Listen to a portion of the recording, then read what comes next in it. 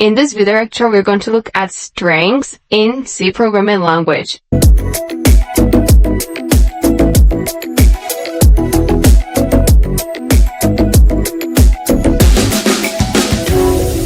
Alright, so we're going to look in depth into strings, but in this video lecture, we're going to go ahead and introduce strings. So strings are actually one-dimensional arrays of characters, and most times these are usually terminated by a null character, and I'm going to show you how to do that. And strings support a range of some functions which are inbuilt into C programming. So how about it's called st? Alright, let me go ahead and type that out here.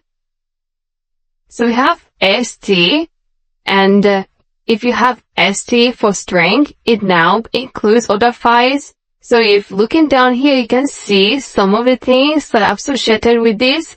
Alright, so there are too many of these. So if you have strcpy, this means strcpy means copying strings of a different string variables. And we have another one, strcat. It means concatenating two string variables. And we have another one, strlen. It means returning the length of a string variable. And we have another one is strcmp. So strcmp returns 0 if string variable are the same. So if the two string variables are the same, it's going to return 0. So we have strchl. So this returns a pointer to the first occurrence of a character in string variable. I know most of the things I said might look like a story, but we're going to look in depth into that. And we have stl. So this returns a pointer to the first occurrence of a string in string variable. So we're not going to make use of all this at the moment or at the same time, but while we move in depth into string, we're going to look in depth into each of them. But for now, I'm going to introduce us to null characters, and to specify a null character in string, you go ahead and use a /0. Okay, /0. We have you to introduce a null character in string variables in C programming. Let's go ahead and look at a simple example of these. So I'm going to say char, and let's say char display, and want to let this text, let's name this before we put a character, so it's going to take, and let this be hello world. So I want this to be character form, and for that it's going to be hash, and for a comma. For the next one, e, for a comma.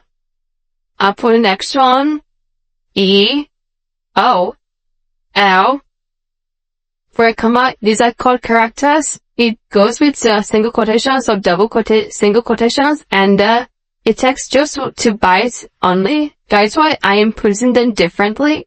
So hello world.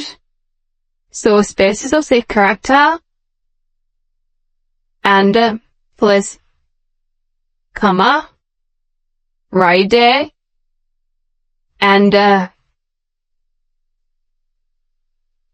put w, put comma, and put 0, put comma, put l, put comma, and l, and last you go ahead and put d, hello world. D. And now you want to terminate this, you go ahead and introduce introduce null character, and that goes with /0. And with the introduction of this, is not going to be printed out, but it has known that that is the end. So why you're putting a null character is to help to save the memory of these. So you're introducing this to tell the system that this is the end, and you're no longer writing anything. So let's calculate this is 1, 2, 3, 4, 5, 6, 7, 8, 9, 10, and 11. So let this be 11 characters. So go ahead and put 11 right there. Now I want to print out this. Let's go ahead and say print F. And we'll say this is your first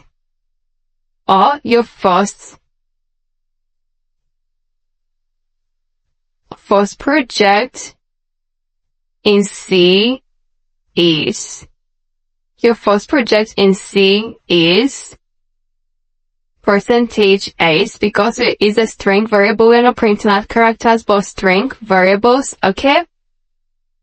So let's go ahead and move to the next line by putting this, and go ahead and put a comma and call in display right inside here and put a semicolon at the end. Now, go ahead and run this. It's going to print out hello world without the null character. So print this out. And say your first project in C is hello world. Alright, so what actually happened? We did it in stat0 right here. So we stopped at health. Wow, that is really amazing. So let's go ahead and insert 0 here and flick comma. Alright, so alright, go ahead and run this code again and not hello world. Alright, so hello world, and